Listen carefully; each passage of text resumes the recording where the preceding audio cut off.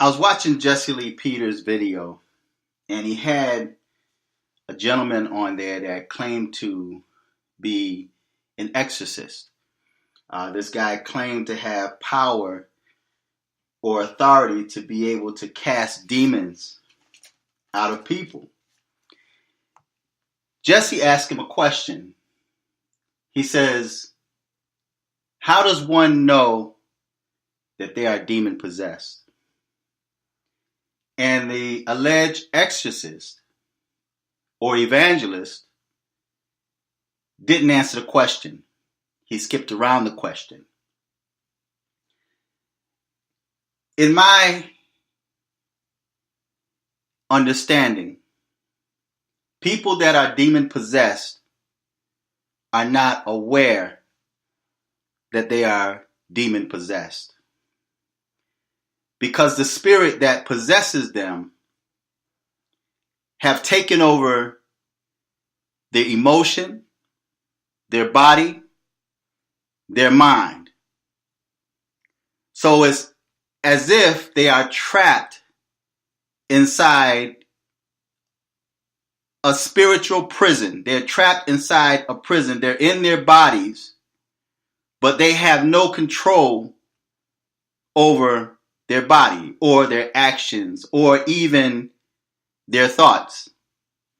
There are people that claim to hear voices, but yet if they had control over their own voices or over their own body, they would not, common sense would kick in and they will not obey the voice of those voices that tell them to do murderous and evil things. So when it comes to demon possession, one does not know. And I'm going to read a couple of scriptures. And I'm not going to carry this video a long time. There's a lot that I can say on the topic and subject, and maybe I'll speak on it later in another video. But one scripture I want to use is taken from Matthew, the book of Matthew, the 17th chapter, reading from the 14th to the 18th verse. And it reads as follows. And when they were come to the multitude, there came to him a certain man kneeling down to him and saying, Lord, have mercy on my son, for he is lunatic. Now, in medical terms, lunatics is someone who is having an epileptic fit. And sore vexed, for oftentimes he falleth into the fire, and oft into the water.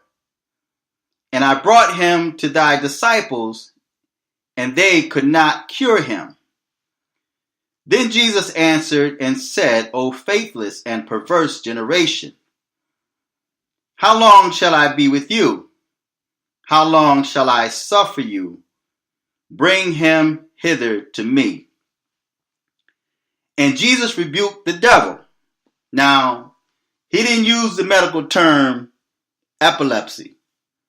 He said that he rebuked the devil, the spirit that was causing this young man to have epileptic fits, that was causing this man to jump in and out of the fire.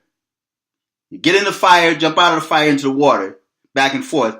He was tormenting, the spirit within this individual was tormenting this person. This person had no knowledge of being tormented and had no control over their own body and over their own mind.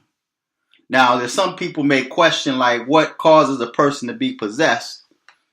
And according to this man, he was saying things like, he spoke on some things that could be a factor, but usually people open themselves up to demonic possession, because they start tampering and dabbling into things. And I made videos in the past about that, about this kind. And if I find that video link, I'll post it on the bottom and you guys can go back and you can listen to it in its entirety. So, but if you notice, the person that was demon possessed or that was epileptic, not only did he not have control over his own mind and body, but he had no knowledge. Someone else noticed that this person was exhibiting bizarre behaviors. He was the one that gave the diagnosis. Someone else gave the diagnosis of what this person was doing. And when he brought him to Jesus, he recognized what it was. He knew what it was. And he said, and Jesus rebuked the devil, and he departed out of him, and the child was cured from that very hour. Okay, so he didn't have to wait on it. It didn't take weeks and years. It happened that very hour. And that hour could be a space of time. Okay? Excuse me. Now I want to go to another scripture in the book of Mark. Another example I want to use. And that reads the 5th chapter of Mark, beginning at the 1st verse. And it reads as follows. And they came over unto the other side of the sea, into the country of the Gadarenes. And when he was come out of the ship, immediately there met him out of the tombs, in other words, out of the graveyard, a man with an unclean spirit, who had his dwelling among the tombs, and no man could bind him, no, not with chains, because that he had been often bound with fetters and chains, and the chains had been plucked asunder by him, which means a person that's demonically possessed have unusual or supernatural strength to the point where this man was bound with fetters and chains and he would break them apart. He had unusual strength. And it wasn't the man himself, but it was a spirit that was occupying that man, that in more than likely had no knowledge at all that he was possessed. He was just trying to find relief from his torment, right? And the pain that he was having, although, and I'm not going to give it away, but although physical pain or harm was being forced upon him by the demonic spirit, the real hurt and pain came from within. Okay, and you're going to see that as I read on. Who had his dwelling among the tombs, and no man could bind him, no, not with chains, because he had been often bound with fetters and chains, and the chains had been plucked asunder by him, and the fetters broken in pieces. Neither could any man tame him. And always, night and day, he was in the mountains and in the tombs, crying and cutting himself with stone. So this man was exhibiting bizarre behaviors. He was hanging out in places of dead people, and you have people even now that hang out in the graveyard. They have this strange infatuation with the graveyard. Excuse me. They have this strange infatuation with the graveyard, wearing all black, and with things that surround death. Okay? These are people that you hear about that start hearing strange voices, having them to do unusual things and damnable things, evil things. Like this young man that shot up the school. And I think sometimes people use that as an excuse, but you can usually tell, you can look at them in the eyes and tell that something is not quite right. And then we're living in a time now where people are quick to label someone's action as a mental issue, when in reality it's not a mental issue, it's a spiritual issue. Because in the case of this man, there's people that actually tried to tame him and couldn't. You know, they had no power nor authority over this demonic possessed. They had no authority over him at all. Even if in modern day time they try to lock this guy up, they couldn't retain him because he had unusual strength where he was able to pull these chains apart. They couldn't hold him, right? So it says no man could tame him. And always, day and night, he was in the mountains and in the tombs, crying. He was hurting inside.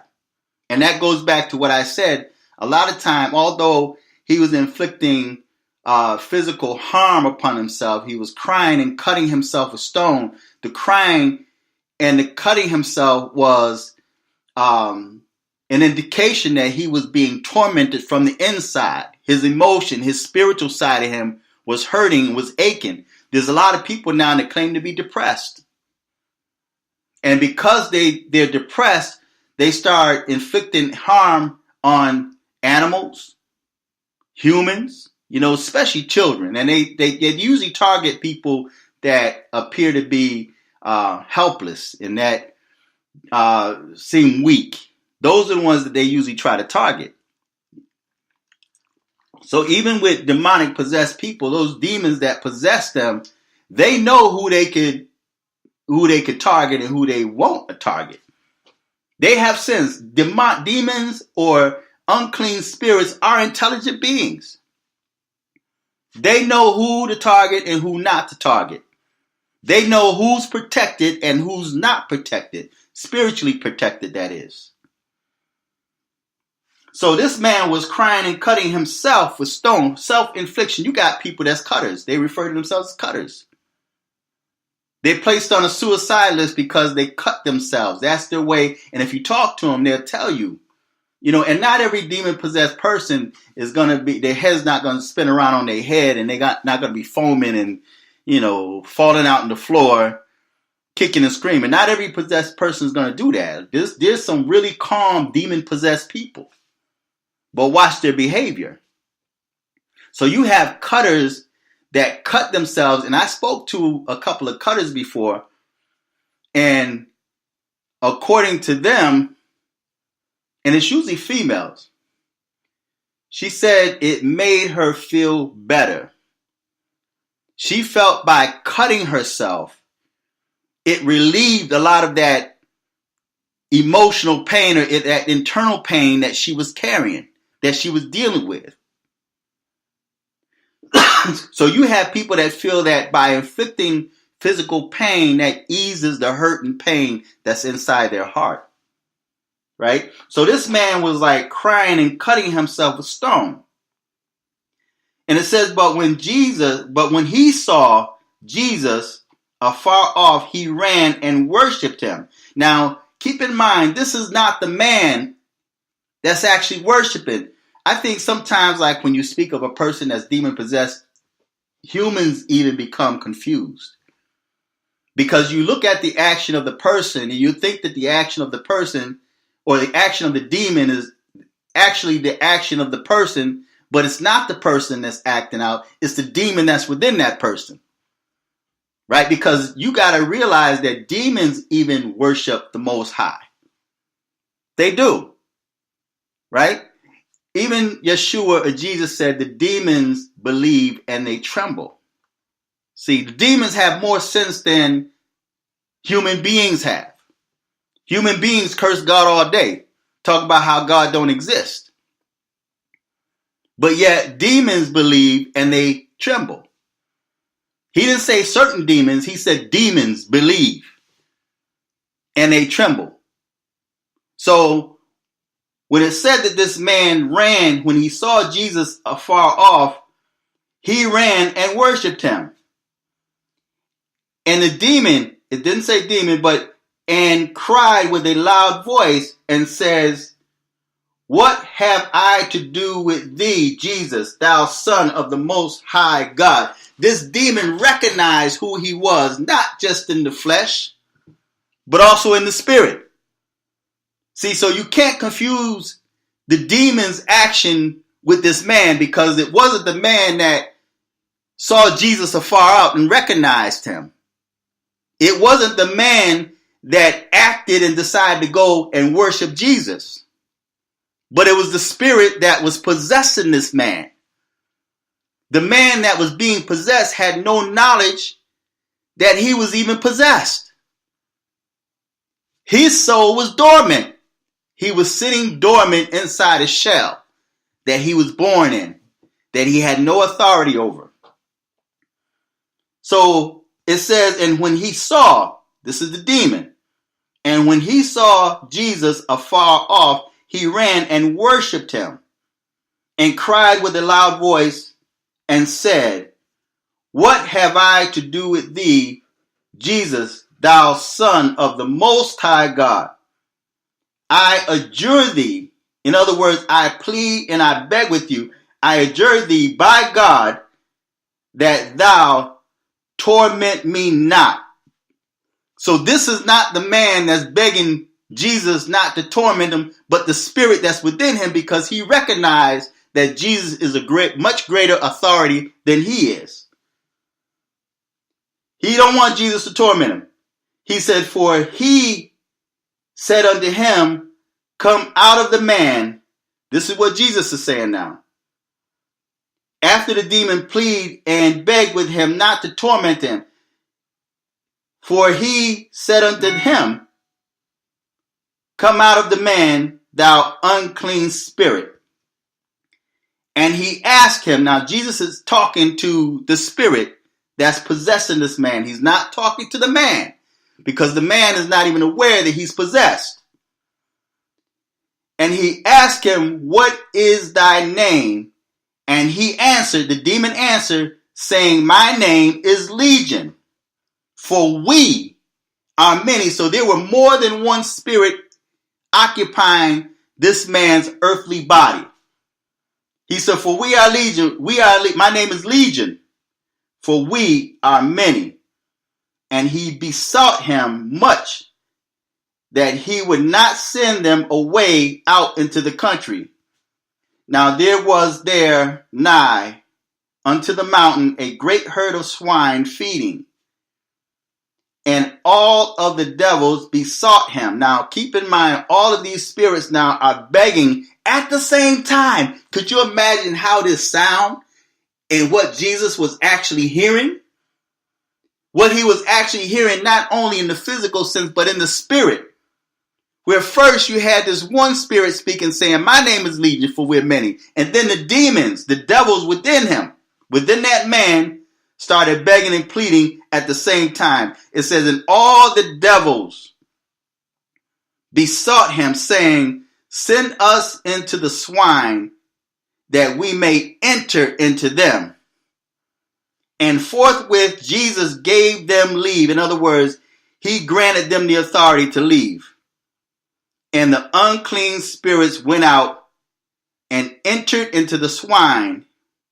Now watch the reaction of the swine when these spirits enter into them.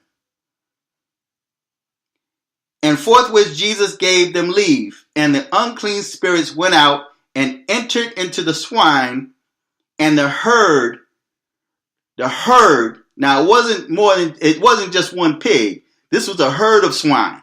This is more than one. This is many swine and many pigs that these demons entered into, right? It says, and entered into the swine, and the herd ran violently down a steep place into the sea, and they were about 2,000 and were choked in the sea. And they that fed the swine fled.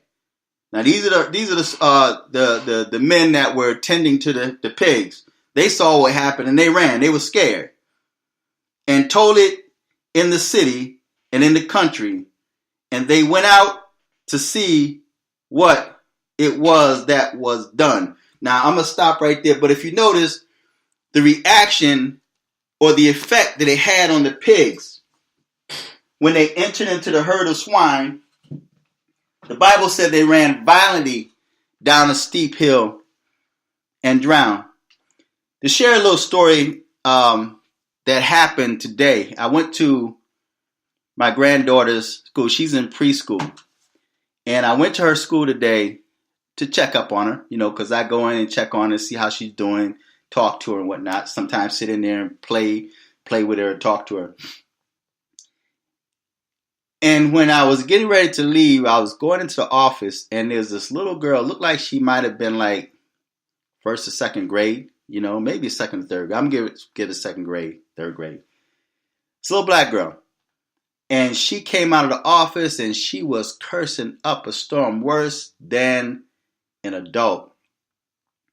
And she was, F you, you stupid B. And she took her hands and knocked everything off the desk, ran out. So there was a security guard in there. And he came out and he looked like he just wanted to slam her, right? But I was waiting for him to try that, right? And he grabbed, he went out and she was like, get the F off me, you B. And she was fighting and as if she was demon possessed. And there was about maybe 3 or 4 adults on her. She was on the ground and she was kicking and scratching and punching at them. You effing B. And the rage, the amount of rage that was in that child, that the energy that was coming from that child, it was so thick you could actually cut it with a knife. That's how much rage. This wasn't just a child that's being disobedient. This wasn't just a child that just got angry at the teacher because she couldn't get away. This was a child that had so much rage in her. It was pure rage. And I have not sensed that rage in so long, man. It was pure rage coming from that child. And she was cursing and fighting and kicking worse than an adult. And she walked down the hallway and the stuff that's on the bulletin board, she just took her hand and just knocked everything off. She was so violent and destructive. Excuse me. She was so violent and destructive. And they were trying to hold her down and whatnot. And she was cursing these adults out. And I'm sitting there just watching this. And I told my granddaughter's teacher, I said, I could calm her down, right? And she was like, well, she said, they really need you in this school. And this is like an elementary school. This is an elementary school. And we see why so many young people have so much rage and anger inside them that they decide to want to go up inside a school and shoot it up. I mean, death is like second nature to them. A lot of these young people out there. And you think it's because of the fact that now charity starts at home and spreads abroad now. And this girl, of course, I'm sure she got this from home. That rage came from somewhere. Now, I don't know if this girl was touched at home, she was molested or abused or what, but this girl had so much rage. I'm talking spiritually demonic rage built up inside her, and it was so destructive. Right? But that's what a lot of our young people are dealing with today. So back to the topic, does a person that's demon possessed, are they aware that they're demon possessed? No, they're not. Because if you notice in the scripture, and there's other scripture that talks about people that's demon possessed, they're not even aware. It's always the demon that's conversing with Yeshua. Never the individual person, but it's always the demon or someone else is given the the symptoms of what the demon possessed is dealing with. This is what he do. He's doing this. And they brought him to Yeshua and he were able to cast these demons out. Okay? So maybe I'll get more involved in this sometime. Later time, I'm going to start doing more topics on this, regarding demonic possession and spiritual things, if you guys are interested. But subscribe, feedback, tell me what you think. And have you ever witnessed a demon possessed? Now I have, and I could say that the people that I witnessed and took part in those services where we were actually casting demons out, these people had no idea. They weren't even aware of what was going on. And even after they were delivered, they had no remembrance of what was going on. They had no remembrance at all. So, feedback, tell me what you think. Until next time, I'm fearless.